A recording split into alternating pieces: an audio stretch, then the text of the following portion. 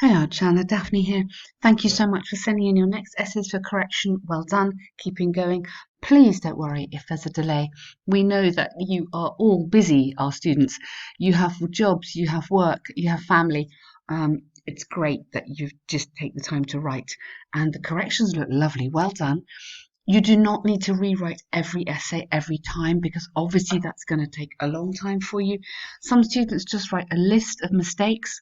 Even I think writing a list can help you just to understand if there are frequent errors, and then you can, like, if you identify the errors, you're less likely to make them again. So this graph, um, if you can include the picture for me, that is always helpful. Now, the whole point here is that there is no unit. It's not currency, or it may be currency, but it may not. It may be pairs of shoes, it may be units, we don't know. So to be safe, if this happens, I would just use units. So the bar graph depicts the amount of revenue. So instantly I'm going to question that because you've assumed money, but we don't know money. Okay, so the amount of units sold, or units of shoes, or two types of shoes sold. You've got made from brown and black, 9 European countries. That's fine. Yeah, you don't need to list them. It's a little bit using up words where we could get you more points for saying something a bit better, but it's okay. Personally, I like having the overall sentence here, moving it up. It doesn't matter. I know Ben likes it at the end. It is completely up to you. We do talk about these disagreements. It's good. But for me, it's more logical as an introduction. So overall, it can be seen that the contribution of black leather shoe sales was more past tense, because it's 2018, was more than that of good, nice structure there, of brown. Okay. From the data given in the bar chart, it can be noticed that there's a huge difference between brown and shoe sales in Belgium. Okay, expand this with, or whose sales amounted to X thousand. Let's go back up. I think it was only 5, isn't it? 5,000. Oops. Units compared to Poland, which registered the highest number of the highest number of brown shoe sales. Yeah, brown sales. So every time you make a comment, you need to look to either group it or compare it. This is really important, grouping and comparing. So you've made a comment, which is fine, but you need to expand it, yeah? Because all these words, these are all blah, blah, blah, blah, blah. This is like a filler, okay? This isn't giving me any meaningful information. I want you to make a connection between Belgium, tell me it was low, compared to Poland, which shows the high number of sales. Okay, almost X times higher. So really make those connections between the two, or here the contrasts. With regard to brown leather, it can be seen. So again, this is a bit blah, blah, blah. Yeah, let's not have this. In Poland, shoe sales were the highest, to tune of more than 125,000. Okay, good. So you've made that contrast there. My apologies. The tune more than, okay, was not even, or did not even reach 10,000, except Belgium. Yes, okay. So, sorry, apologies for that. But, okay, so doesn't matter. This is another way you could do it, just a bit neater maybe.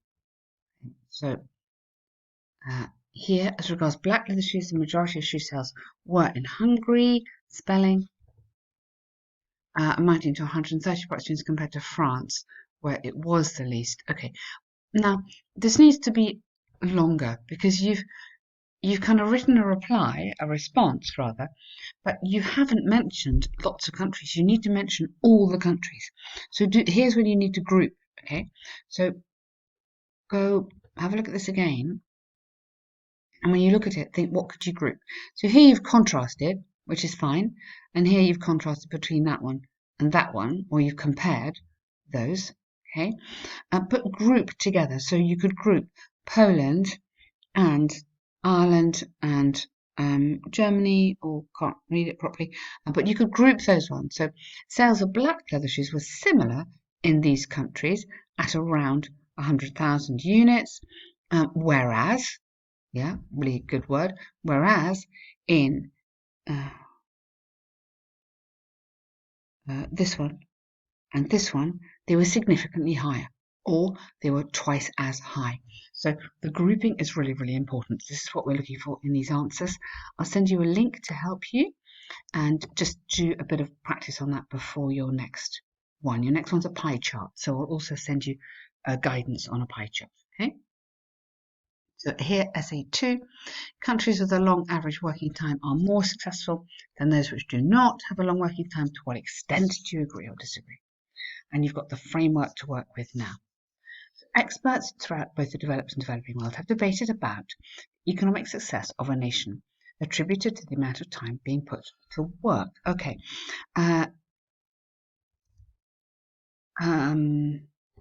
Maybe attributing this to, or, and its connection to the amount of time. So it would be economic success. So either attributing this, which is the economic success, you need this idea of this being put to work, being spent at work. If I'm put to work, it's different from the time I spent at work. So spent at work is what you want there. Some believe that working longer would lead to, or leads to, I think I prefer would lead to financial fortunes. It's not necessarily personal, it's for the country. So economic success, I mean, you've got that, sorry, to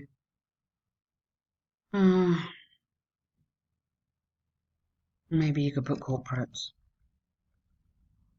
Okay, do corporate. Financial fortunes. Personally, I strongly disagree. This will argue that other factors, like productivity, besides longer working hours, good, which can help a country to progress financially. Well done.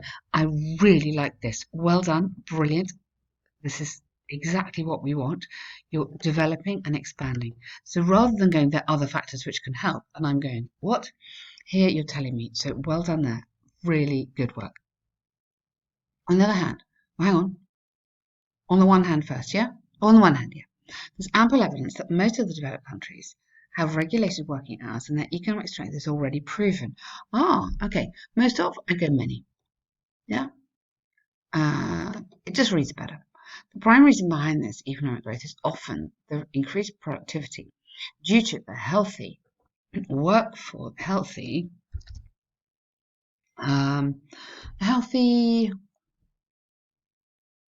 capable, and committed workforce. I think you just need more adjectives in there indicating this connection to spending a long time at work. Limited working hours mostly result in healthy and happy human resources because people can have sufficient leisure time for a sound body and rest of mind. Okay, sufficient leisure time. I wouldn't put in that. I like it, but I don't think it's kind of academic. Leisure time.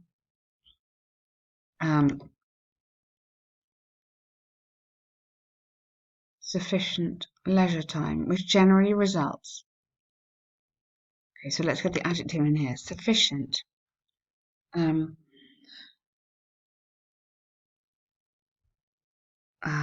I want to go beneficial leisure time, but we don't want to use beneficial as well. Sufficient health building leisure time. Let's just put it in there, which generally results in better output and increased economic progress. Very clear, very nice writing. Well done. You are making your points really well. For instance, recent studies by French indicate that there has been a notable upward trend, 4.2% observed in GDP. Just no capital letters. It's okay to put GDP. After the labour laws became strict on limiting work, limiting working to 40 hours, or limiting work would be better to 40 hours a week. Therefore, it's conclusively clear that, so therefore, comma, so clear that working efficiently for a limited time, usually produces better results. Good. Very nice writing. Really good. Happy with that. On the other hand, okay, so who? Okay, journalists, economists, corporate experts always think, who are these people? So I'm going to put a question mark here. Who? Tell me who they are. Argue that working for longer hours could lead to more income. So rather than will, let's go with these modal verbs. Could, might, may, often. That sort of thing is very important in academic writing. It can be observed from the advancement of science and technology. No capital letters here. But overworking usually or often leads to a decline in the quality of output and reduces financial. Just use it like a verb. Reduces financial profitability. Yeah. Thus, working hard for longer hours may not result in increased economic progress as hoped. For example, you have to have a latest report or the latest specific the report from Pakistan suggests that people in Lahore let's not have this here. You don't need it here. Frequently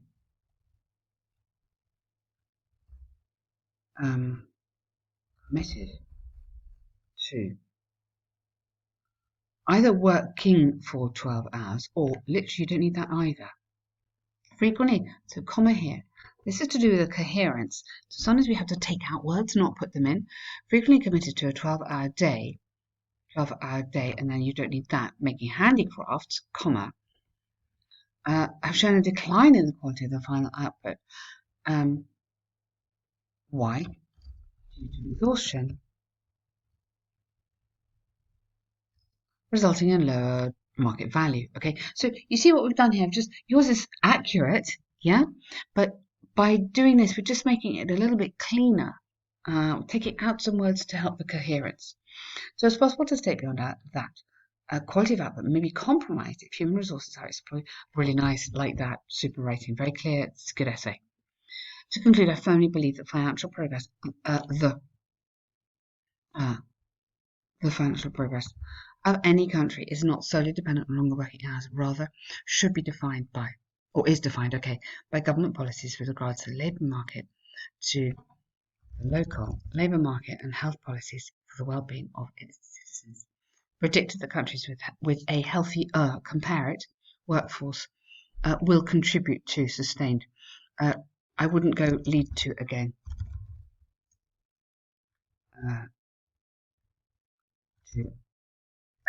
To sustained economic growth and continue to make long-term progress or continue to progress successfully.